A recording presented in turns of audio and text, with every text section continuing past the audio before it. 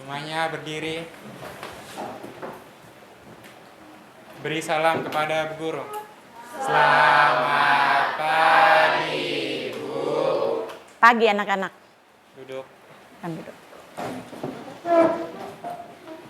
Satu orang pimpin doa ya. Kawan-kawan yang Ibu Guru, sebelum kita mulai pelajaran hari ini, mari kita berdoa.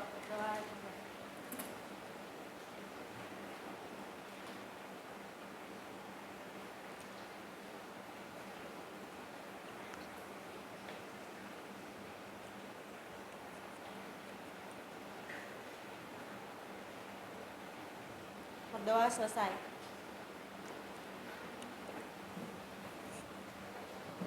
Oke, terima kasih nak. Anak-anak, ibu absen ya. Dev, Gabriel, Ulan, Kos, Sarifa, Vanessa, ya, Evan, oke.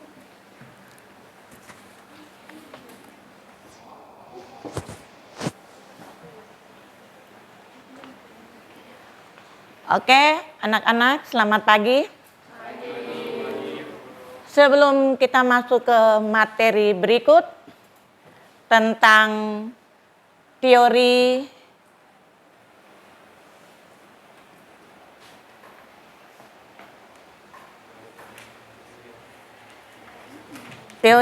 tentang masalah sosial dan faktor penyebab masalah sosial, sebelumnya Ibu ingin bertanya tentang materi yang telah kalian pelajari sebelumnya, yaitu tentang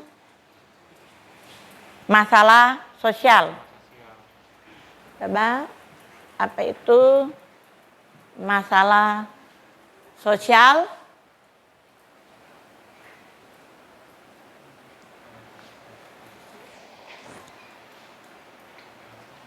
Menurut kau, apa itu masalah sosial? Masalah sosial yaitu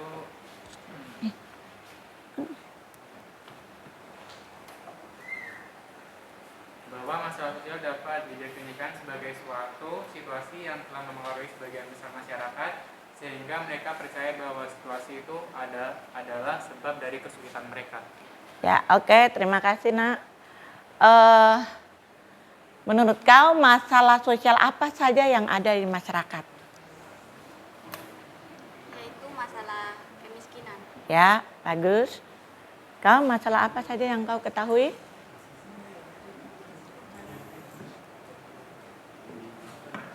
Masalah apa? Kenakalan remaja. Oke, pintar, kalian masih ingat semuanya. Sekarang kita lanjut ke materi berikut. Sebelum kalian diskusi, Ibu akan tunjukkan gambar untuk masuk ke materi berikut tentang teori. Nah, kalian lihat dulu ini tokoh sosiologi. Tokoh sosiologi yaitu Emil Durkheim. Nah, Emil Durkheim ini dia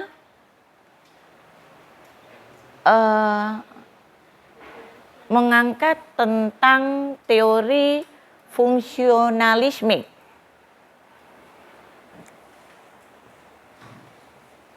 Nah, jadi kalian bisa lihat tentang keterkaitan gambar tersebut dengan teori dan faktor penyebab masalah sosial. Jadi Ibu akan jelaskan dulu sedikit tentang materi teori masalah sosial menurut beberapa pakar. Ya. Jadi kalian juga bisa lihat dalam buku kalian halaman 55. Tapi sebelumnya perhatikan dulu ke depan.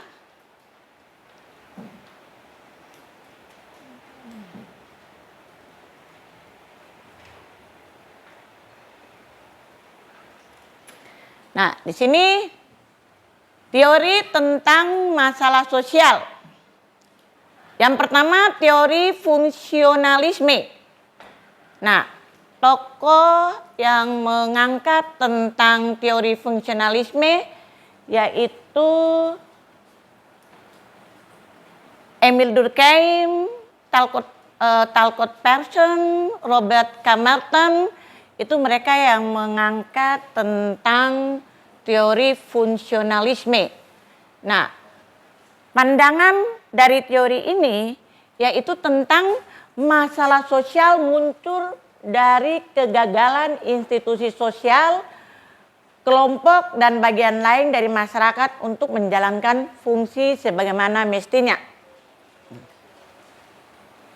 Jadi di sini fokus dari teori ini yaitu masalah ancaman terhadap tatanan sosial di masyarakat. Nah, kita lihat di sini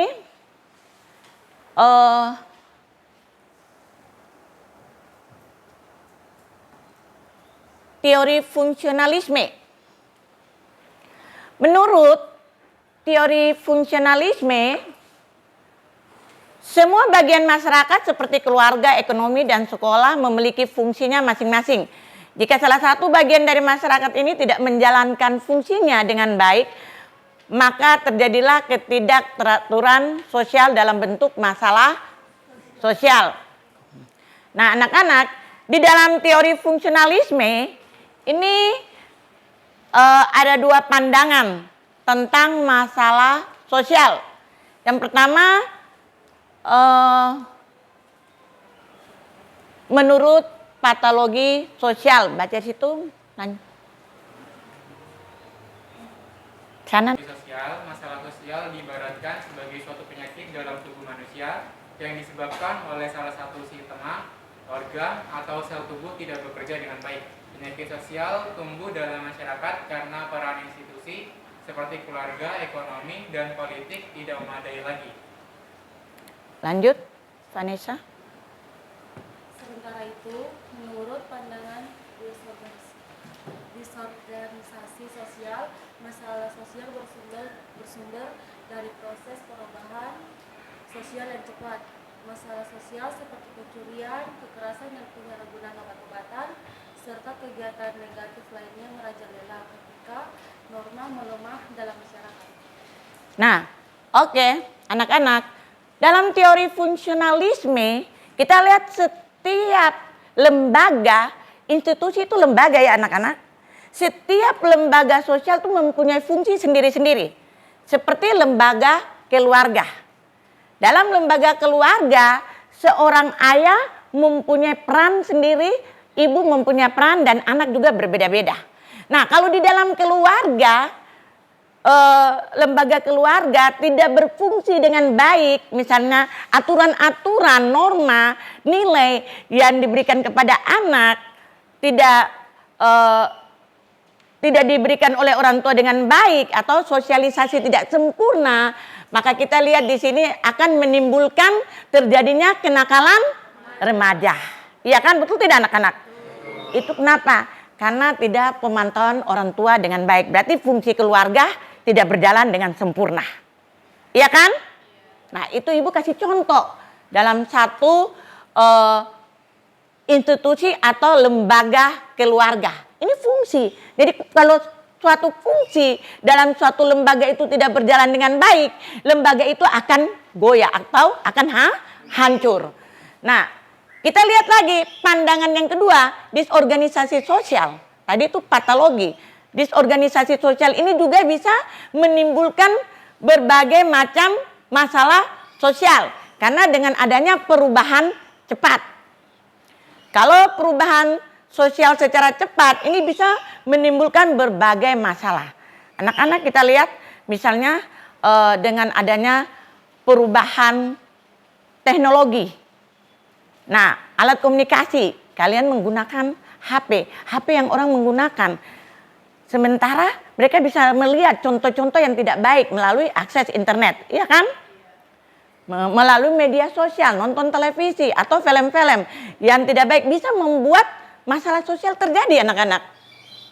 Nah, kita lihat mulai timbul penyalahgunaan obat-obat terlarang. Bisa terjadi di masyarakat. Mulai jadi timbul kriminalitas, pencurian, pembunuhan, penjambretan, dan lain sebagainya. Itu kenapa? Karena fungsionalisme di dalam lembaga-lembaga tersebut tidak berjalan dengan baik.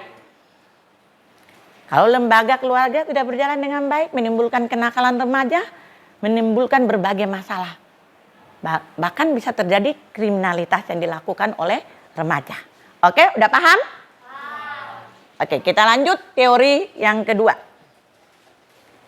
Kita lihat lagi teori konflik. Teori konflik ini dibahas oleh Karl Marx dan Ralph dan Randolph. Ini pandangan mereka melihat bahwa konflik ini menyebabkan masalah sosial muncul dari eksploitasi kelompok yang kuat terhadap kelompok yang lemah. Nah, fokus di dalam teori ini yaitu tentang kontribusi pada konflik sosial.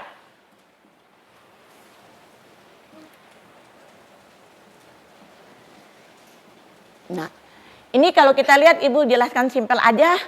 Kalau di dalam teori konflik ini, Karl Marx ini dia melihat tentang masyarakat saat terjadinya revolusi Prancis. Nah, itu kaum kapitalisme yang mana kaum borjuis dengan proletar. Kalau borjuis itu golongan orang-orang yang sangat kaya dan orang-orang yang memiliki alat-alat produksi dan lahan pertanian. Sementara kalau dilihat saat terjadinya revolusi Prancis, masyarakat yang miskin itu kaum proletar. Nah, ini dilihat ada perbedaan antara kelas atas, upper class, middle class, dan lower class. Nah, lower class itu masuk ke golongan proletar, itu buruh, pekerja-pekerja pabrik. Jadi itu ada terjadi konflik antara kaum borjuis dengan proletar, dengan buruh. Kalau buruh dikasih upah sedikit pasti terjadi konflik. Mereka ingin supaya berubah. Iya betul tidak anak-anak? Betul. Nah, jadi demo itu demonstrasi, terus ingin berubah supaya mereka itu upah mereka itu dinaikkan. Nah, Ibu udah pernah jelaskan untuk kalian pada pelajaran kelas 10 ya, anak-anak. Oke, udah paham tentang teori konflik? Oke, teori berikut yaitu tentang teori interaksionisme simbolik. Ini teori ini dibahas oleh Shaul Hamid, Charles Hakulai, dan Elvin Goffman. Nah, ini pandangannya tentang masalah-masalah sosial muncul karena pergaulan dengan pelanggar hukum dan pelabelan karakter yang buruk. Nah, itu dilihat dari fokus terjadinya interaksi negatif antar individu. Nah, teori interaksionisme simbolik. Interaksionisme itu berarti terjadinya interaksi atau hubungan sosial. Dengan adanya interaksi, ini bisa ada masalah-masalah yang timbul. Kita lihat juga teori pelabelin atau labeling teori. Ini biasanya kalau orang bilang, ih anak itu tukang pencuri, anak ini tukang mabuk, anak ini pemakai ganja. Kalau terus dilabel untuk dia, nanti dia jadi seperti itu. Makanya kita tidak boleh mengatakan anak ini nakal, nggak boleh. Kita harus rubah, tidak boleh mengatakan dia, nanti terjadi labeling untuk dia.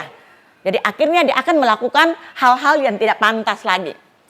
Nah, berikut teori konstruksionisme sosial melihat bahwa individu yang menginterpretasikan dunia sekitarnya secara sosial, mengkonstruksi realitas secara sosial, ada kalanya individu lebih sering berinteraksi dengan orang-orang yang mendefinisikan kejahatan sebagai sesuatu yang positif.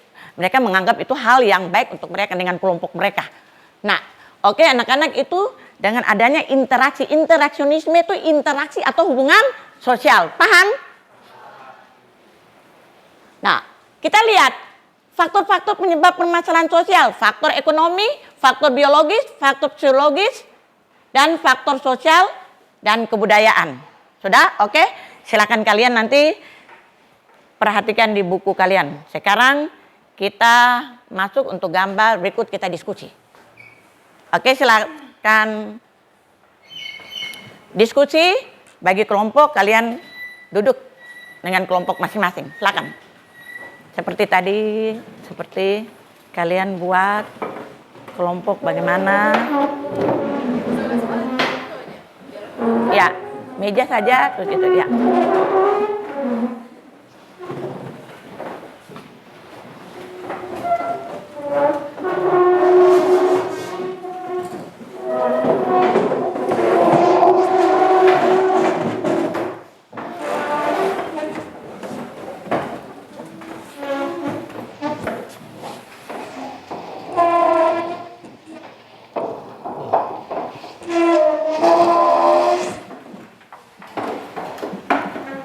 Ya oke, sudah. Silakan perhatikan gambar di slide dan lihat di situ ada berbagai macam masalah sosial. Kalian kaitkan dengan teori serta faktor penyebab masalah sosial yang tadi Ibu telah sampaikan untuk kalian. Silakan kerjakan. Silakan diskusi. Buka buku kalian, catat itu diskusi, ayo. Lihat itu bolpen apa, lihat, baca, ini. Kamu punya buku ada kasih buku satu ke mereka situ tuh. Buku cetak satu. Nah. Ya.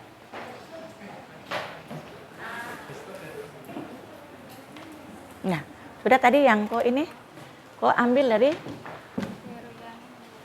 teori konflik. Kok dia bisa masuk? Bisa terjadi atau dia masuk di ekonomi? Oh iya betul. Iya, faktor ekonomi, kemiskinan. Iya toh? Betul.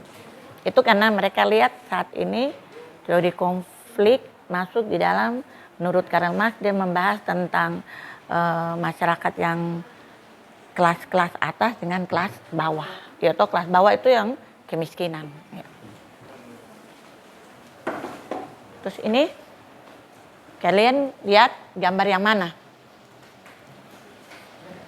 Kalau gambar yang kemiskinan, terus apa tuh yang itu? Apa? Kenakalan remaja. Kau sini ambil bahas tentang kenakalan remaja. Kenakalan remaja ya? Iya. Nih kau bahas tentang Kriminalitas. Hah? Di situ lihat gambar. Psikologis. Ya, psikologis. Ya. Lihat situ, buka di buku kalian halaman 55 sampai 56. Tuh lihat tentang faktor penyebab masalah sosial.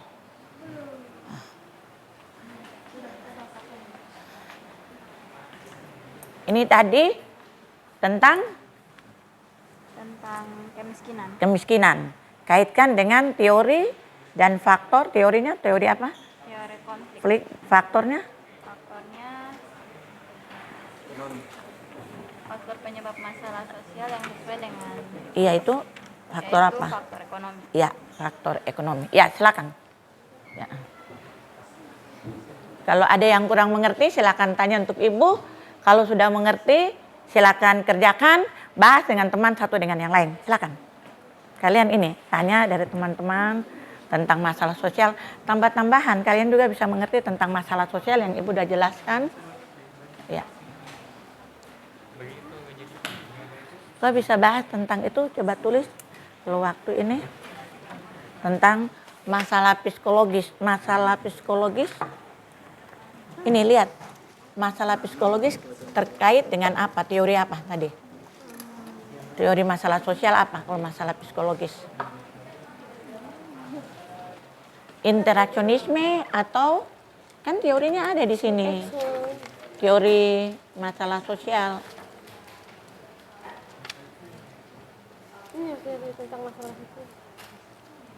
Teorinya, ini ada teori fungsionalisme. Tadi yang masuk pandangan patologi itu masuk di kenakalan remaja, ya toh.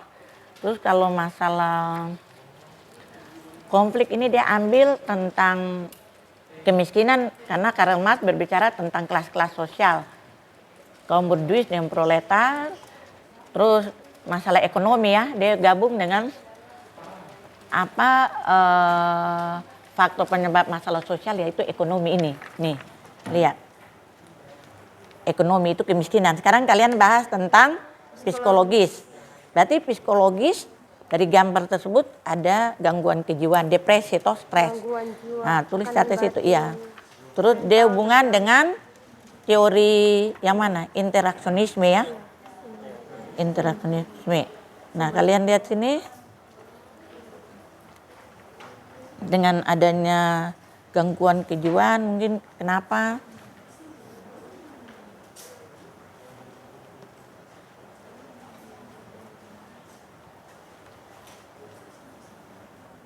Nah, mungkin interaksi menjadi tidak menyenangkan jika kedua belah pihak panik karena perilaku masing-masing dianggap sebagai tidak bersahabat, atau kalian lihat itu bisa masuk di mana?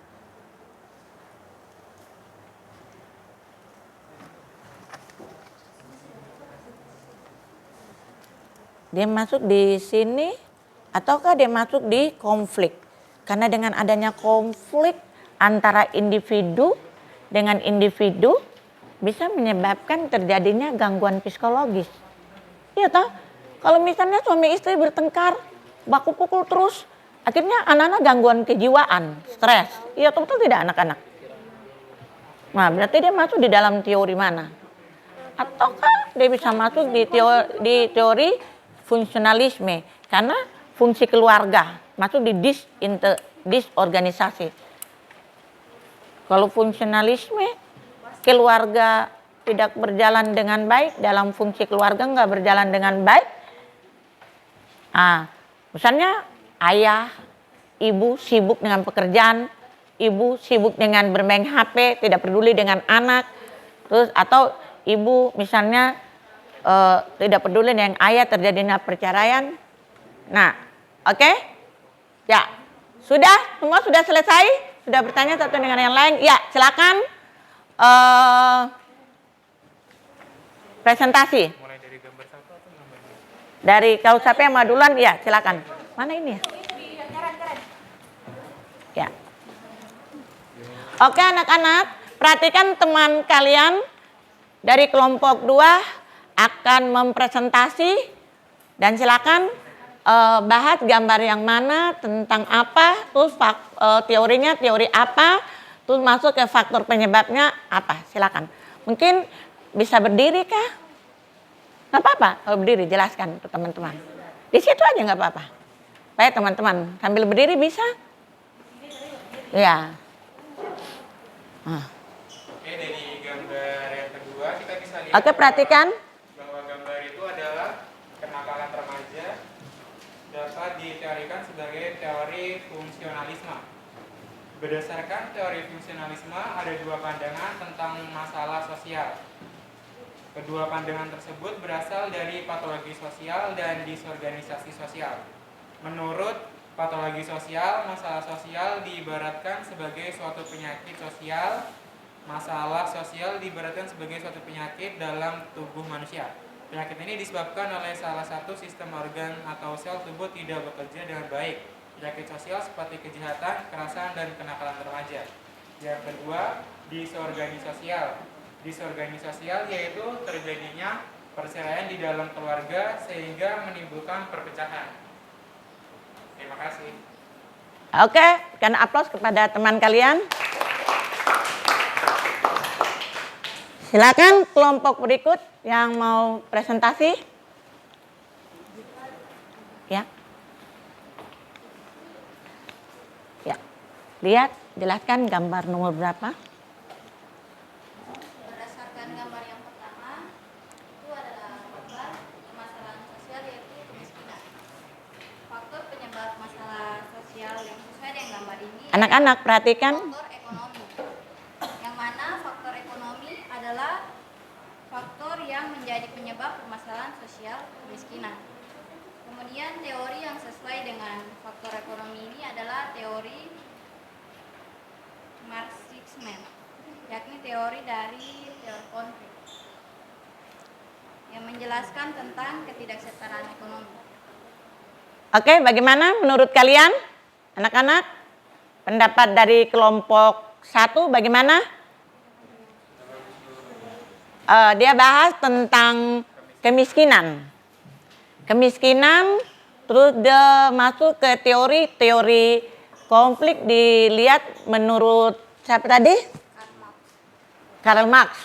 Ya, Karl Marx itu tadi kan Ibu udah jelaskan, dia melihat tentang golongan borjuis dengan golongan proletar, atau dia melihat dari kelas atas, menengah, dan kelas bawah. Upper class, middle class, lower class, kelas golongan orang sangat kaya, orang kaya dengan miskin. Mungkin bagian orang miskin itu buruh dan seterusnya.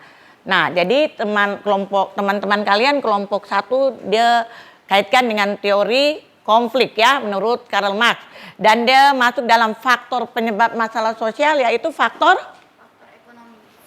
ekonomi. Oke? Menurut kalian bagaimana? Benar atau bagaimana? Ya. Oke, silakan berikan aplaus untuk teman kalian.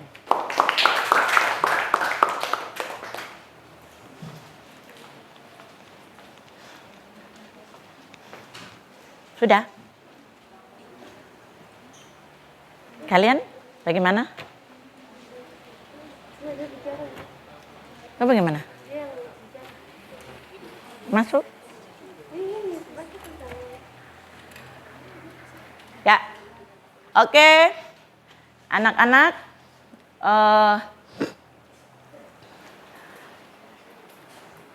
diskusi kalian sudah selesai, dan silakan atur kursi kembali. Ibu akan menyampaikan sedikit dalam selesai pembelajaran untuk tugas-tugas kalian berikutnya. Silakan dulu, atur dulu kursi kembali.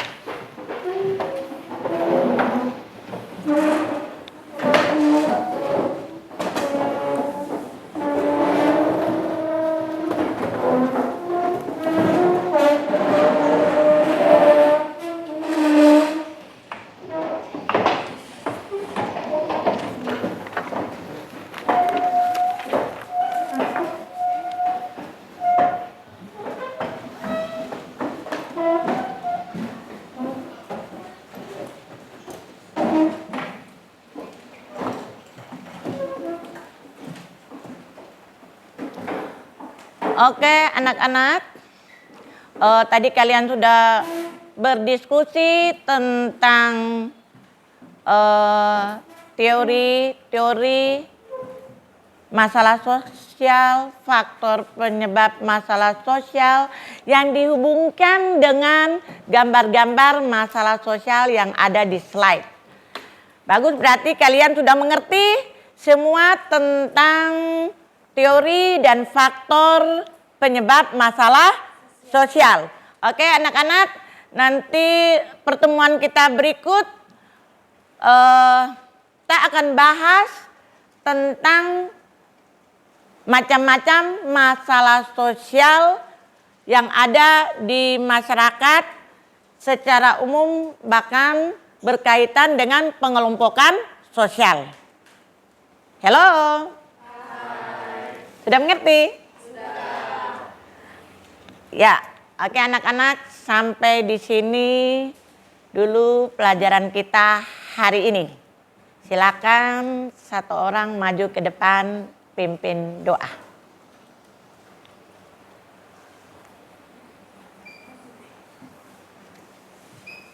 Baik Ibu Guru dan teman-teman semua, sebelum kita pulang, marilah kita berdoa menurut kepercayaan dan agama kita masing-masing. Berdoa.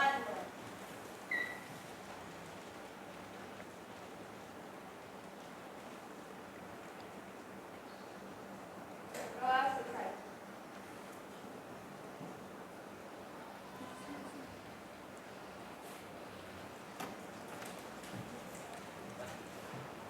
Semuanya berdiri.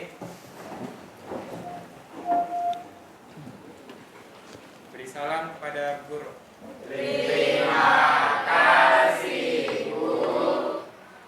Oke, selamat siang anak-anak.